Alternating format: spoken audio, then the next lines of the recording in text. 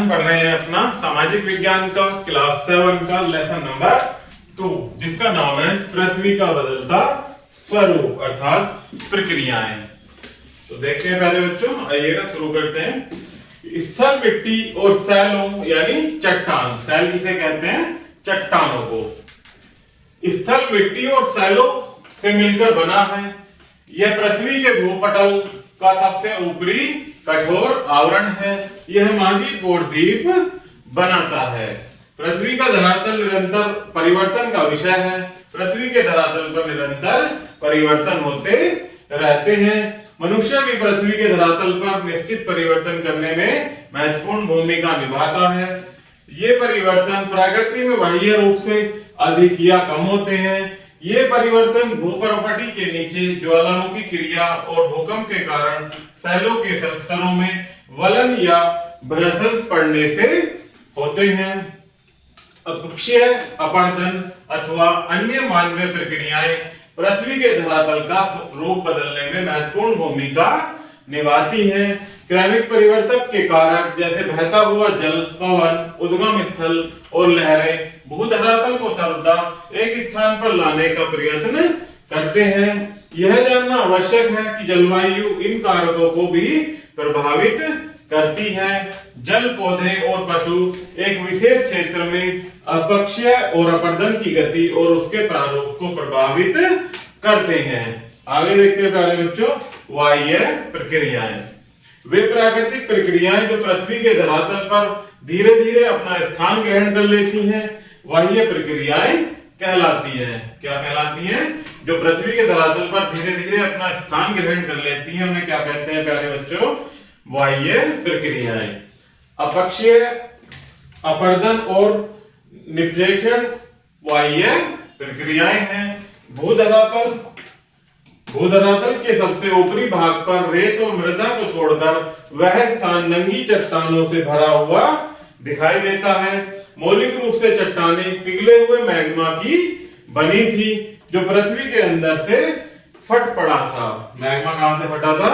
पृथ्वी के अंदर से।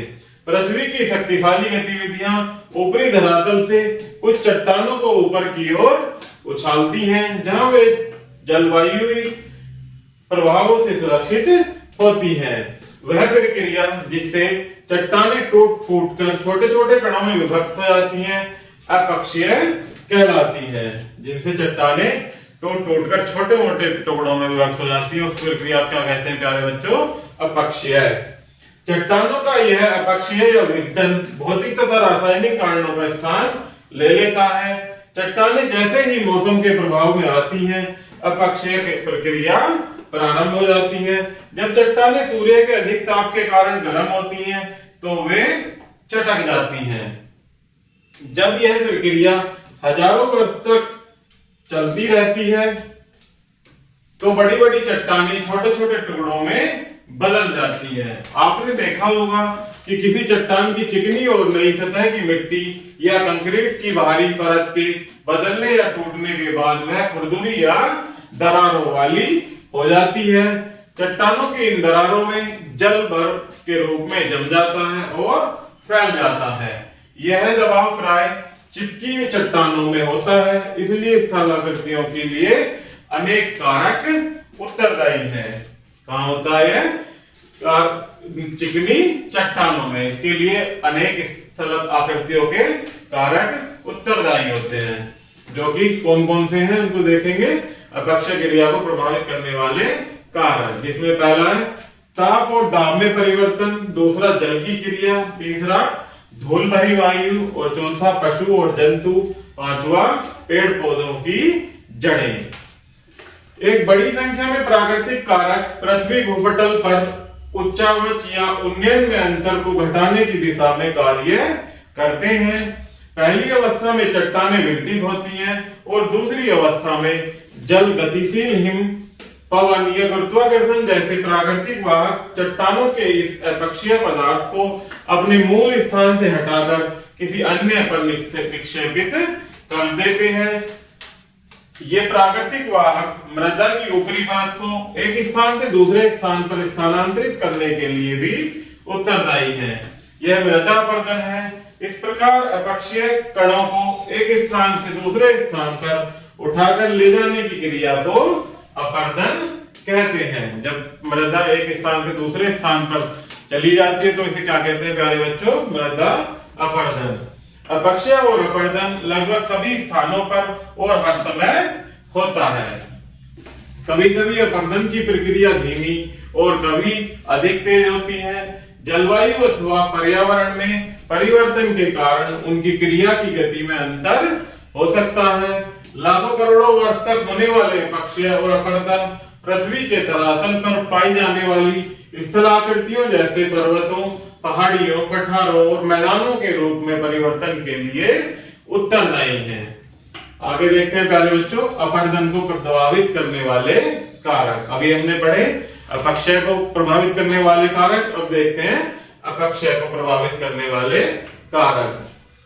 अपर्दन की मात्रा और दर अनेक कारकों पर निर्भर होती है, जो कि कौन कौन से हैं? इसमें पहला है भूमि उपयोग में परिवर्तन, तापमान, भूमि का ढाल, किसी स्थान की वर्षा, मृदा के प्रकार और वनस्पति आवरण। ये क्या है? सभी अपर्दन को प्रभावित करने वाले कारक। आगे देखते हैं प्यारे बच्चों भूमि की गतियां एवं बंजर भूमि भी पृथ्वी के धरातल में परिवर्तन लाते हैं।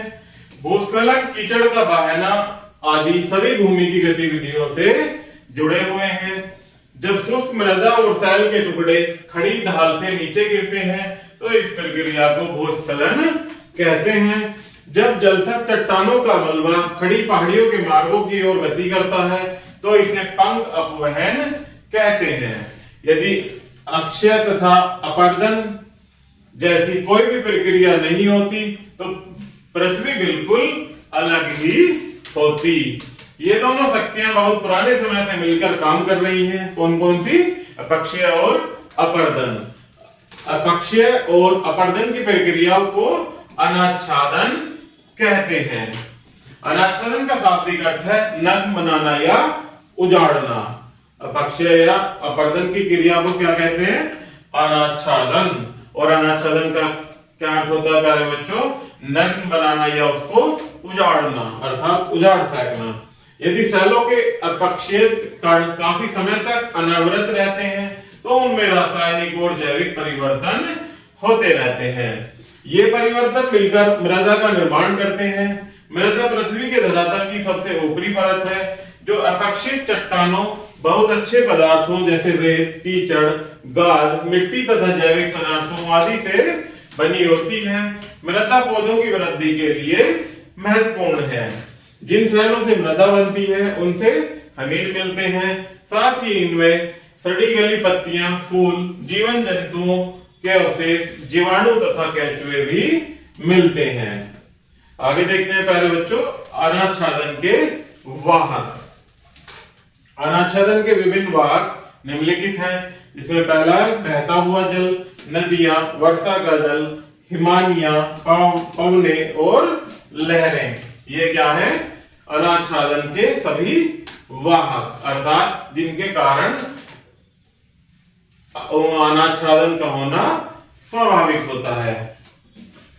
अनाच्छादन के वाहकों में सबसे अधिक प्रभावी कारक बहता हुआ जल है, जो कि मृदा को एक स्थान से उखाड़ता हुआ दूसरे स्थान पर आसानी से ले जाता है। तेज गति से बहता हुआ जल शैलों को तोड़ता है और उन्हें बहा कर ले जाता है।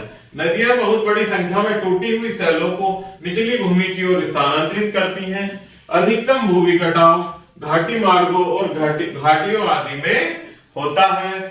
जब वर्षा होती है तो कुछ जल रिसकर भूमि के अंदर दरारों या छिद्रों द्वारा शैलों में चला जाता है और इस प्रकार अनाच्छादन होता है।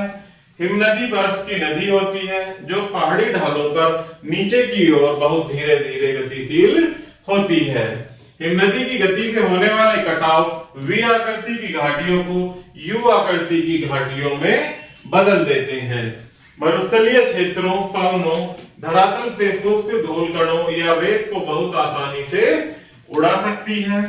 लहरों की क्रियाएं तटीय क्षेत्रों के अपर्दन का कारण है। ये छोटे छोटे टुकड़े या कण तटीय भागों में जमा हो जाते हैं या लहरों द्वारा बहाकर समुद्र की तलहटी में ले जाए जाते हैं, जो कि क्या होते हैं प्यारे बच्चों, अपरदन की तरह से लहरों द्वारा बहाकर समुद्र की निचली हिस्से में अर्थात तलहटी में ले जाए जाते हैं। आगे देखते हैं प्यारे बच्चों, भूधरातल के परिवर्तन में मनुष्य की भूमिका। जो धरातल अर्थात जो भूमि का हिस्सा है उसमें जो परिवर्तन हो रहे हैं उसमें मनुष्य का क्या भूमिका है उसके बारे में पढ़ेंगे। पहला है वृक्षों की कटाई, दूसरा नाभिकीय परीक्षण और तीसरा अनियोजित रूप से भवनों का निर्माण तथा गंदे और विषैले जल का बहिष्राव, अत्यधिक गंदे और विषैले जल का बहाना और विशाल बांधों का निर्माण, शहरों का कूड़ा कचरा फेंकना। इनसे क्या हो रहा है प्यारे बच्चों, भूधरातल के परिवर्तन में अत्यधिक परिवर्तन क्रियाएं हो रही हैं। नदियां जैसे जैसे पहाड़ियों से नीचे की ओर बहती हैं तब ये अन्य जलधाराओं या नदियों जिन्हें सहायक नदियां कहते हैं उनसे जुड़ जाती हैं। नदी और इसकी सहायक नदियां मिलकर एक नदी तंत्र बनाती हैं और वह स्थल क्षेत्र जो नदी और इसकी सहायक नदियों द्वारा बनाया जाता है नदी द्रोणी कहलाता है। समुद्र के निकट कम ढाल होने के कारण नदी द्वारा अपने साथ अपरदित पदार्थों या अवसादों को आगे बहा ले जाना कठिन हो जाता है, तब वह उन्हें काफी वहीं पर जमा कर देती है। जब वो आगे नहीं बहाकर ले जा पाती तो वो वहीं जमा हो जाता है। नदी के मुहानों के समीप मिट्टी के जमाव से डेल्टा बन जाता है। डेल्टा जलोढ़ मिट्टी से लगभग त्रिभुजाकार भूभाग होता है। ग्रीक भाषा के अक्षर डेल्टा की आकृति त्रिभुज जैसी होती है, इसलिए इसे यह नाम दिया गया है। विश्व का सबसे बड़ा डेल्टा गंगा और ब्रह्मपुत्र नदियों के मुहाने पर स्थित है, जिसे सुंदरवन डेल्टा कहा जाता है। जल जब हिमपात के रूप में गिरता है तो वह कम जगह घेरते हुए बर्फ के क्षेत्र का रूप ले लेता है। जब यह एक निश्चित मोटाई तक जाता है तो यह पहाड़ी ढालों पर नीचे की ओर खिसकने लगता है। हिमानियां बहुत धीरे धीरे गतिशील होती हैं। हिमानियां अन्य हिमानियों से जुड़ी हो सकती हैं। जब ये हिमानियां निचले और उष्ण स्तर पर पहुंचती हैं तो ये पिघलती हैं और संपूर्ण नदी तंत्र का निर्माण करती हैं। पिघल कर ये क्या बनाती हैं प्यारे बच्चों, संपूर्ण नदी तंत्र का निर्माण करती हैं। इस प्रकार हिमानी एक बर्फ की नदी है जो पहाड़ी ढालों पर नीचे की ओर धीरे धीरे गति करती है। हिमानियां अधिक ऊंचाई वाले क्षेत्रों में तथा उच्च अक्षांशों में पाई जाती हैं जहां तापमान बहुत कम होता है। इसी प्रकार से प्यारे बच्चों हिमानियों को दो वर्गों में भी विभाजित किया जाता है, जिसमें पहला है पर्वतीय हिमानी या हिमनद और दूसरा महाद्वीपीय हिमानी या हिमनद। तो इसमें पहला पढ़ते हैं हम पर्वतीय हिमनद। पर्वत के ऊपरी भाग से नीचे घाटी की ओर गति करते हैं। ये हिमनद हिमालय या अल्पस जैसे उच्च पर्वतों पर पाए जाते हैं। गंगा और यमुना नदियों का उदय भी पर्वतीय हिमनदों के पिघलने से ही हुआ है। जब किसी क्षेत्र का एक बड़ा भाग बर्फ से ढका रहता है तो उसे महाद्वीपीय हिमनद कहते हैं। ये आकार में काफी बड़े होते हैं किंतु इनकी गति धीमी होती है। ये पूरी तरह से भूधरातल को बर्फ की मोटी चादर के रूप में ढके रहते हैं। ये प्राय ध्रुवीय क्षेत्रों में पाए जाते हैं। कहां पाए जाते हैं?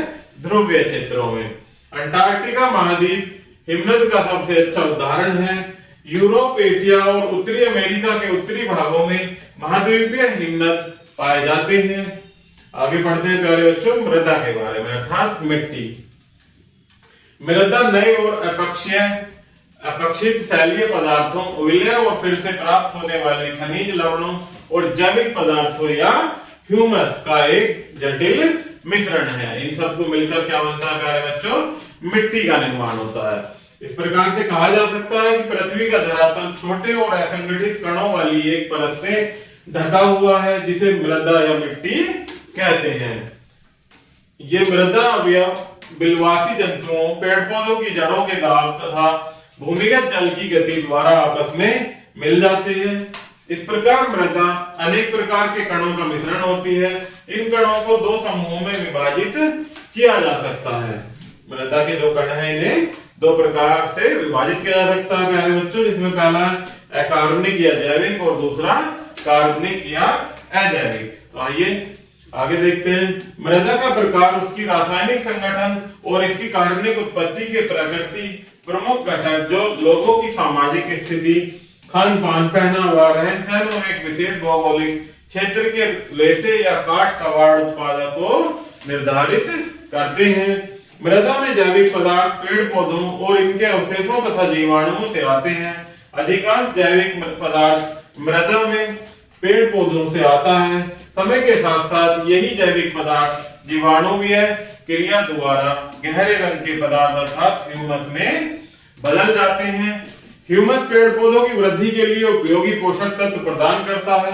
ह्यूमस का अनुपात मृदा की उर्वरता निर्धारित करता है। ह्यूमस क्या है प्यारे बच्चों? एक प्रकार का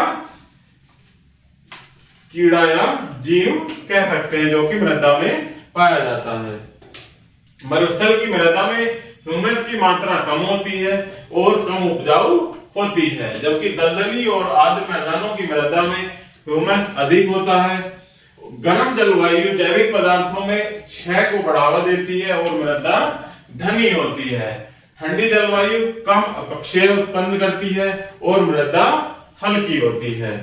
अजैविक पदार्थों में अपक्षित सैलों के छोटे छोटे टुकड़े रेत, गाद, मिट्टी और धूल आदि होते हैं। सैल या चट्टानें भिन्न भिन्न आकार की होती हैं।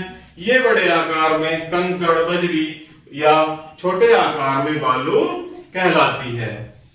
किसे कहते हैं बालू प्यारे बच्चों? जो बड़े आकार में कंकड़ या बजरी होती है उसे बजरी, और छोटे आकार में जो होती है उसे क्या कहते हैं? बालू कहते हैं। आगे देखते हैं प्यारे बच्चों मृदा का निर्माण।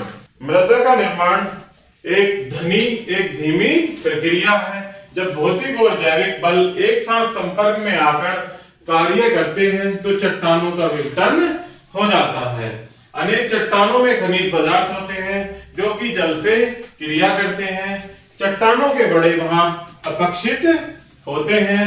यह अपक्षित पदार्थ वायु का जल द्वारा अपने मूल स्थान से हटाकर किसी अन्य स्थान पर निक्षेपित कर दिया जाता है। इस प्रकार बनी मृदा को वाहित मृदा कहते हैं। इसके विपरीत अवशिष्ट मृदा वह पदार्थ है जो अपने मूल स्थान पर ही मृदा के रूप में बदल जाता है।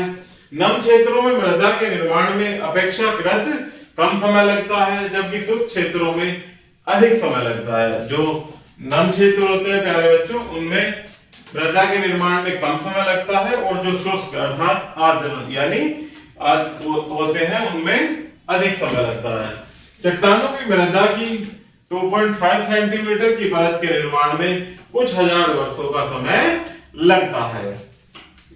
आगे देखते हैं प्यारे बच्चों मृदा के निर्माण के लिए उत्तरदायी कारक, जिसमें पहला जनक शैल, दूसरा जलवायु, तीसरा पादप और जंतु, चौथा किसी स्थान की विशेष आकृति या उन्नयन, और पांचवा है समय। इसमें समय का भी अत्यधिक महत्व है प्यारे बच्चों, क्योंकि अत्यधिक समय में ही अलग अलग प्रकार की मृदा का निर्माण होता है। व्यतीत जीवन समय व्यतीत होने के साथ साथ अपक्षय भी होता रहता है तथा मृदा में निर्माण की प्रक्रिया भी चलती रहती है। कालांतर में मृदा परतों के रूप में विकसित होती है। इन क्षैतिज परतों को मृदा संस्तर कहते हैं।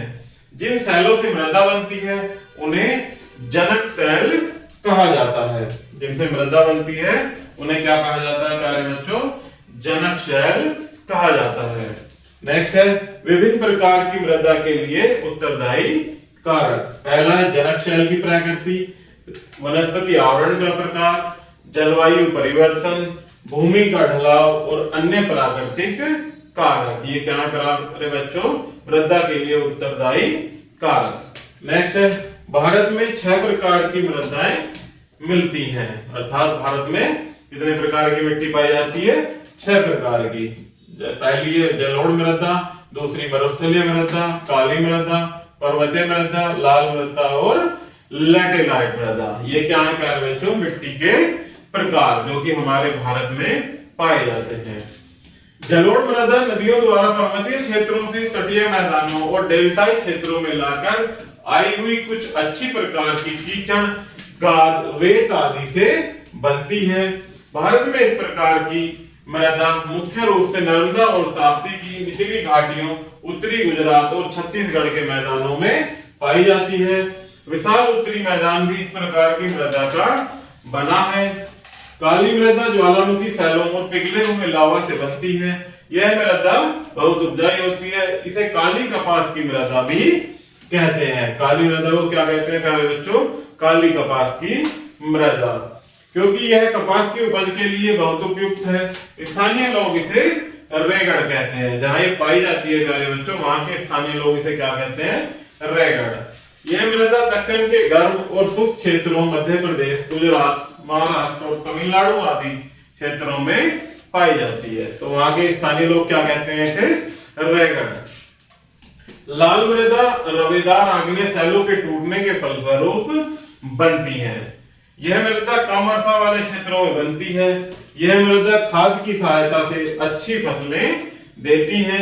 लाल मृदा तमिलनाडु, कर्नाटक, दक्षिण पूर्वी महाराष्ट्र, उड़ीसा तथा मध्य प्रदेश में पाई जाती है, जो कि क्या है प्यारे बच्चों?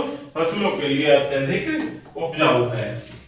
लैटेराइट मृदा उन उष्णकटिबंधीय क्षेत्रों की विशेष मृदा है जहां भारी वर्षा होती है। यह मृदा लौह ऑक्साइड की उपस्थिति के कारण लाल होती है। इसका क्या कारण होती है लाल रंग? इसका लौह ऑक्साइड की उपस्थिति के कारण ही प्यारे बच्चों इसका रंग क्या होता है? लाल होता है। इसमें क्योंकि लोहे की मात्रा अधिक पाई जाती है। यह मृदा अम्लीय होती है तथा कृषि के लिए अनुपयुक्त है, क्योंकि यह नमी को बनाकर नहीं रख सकती।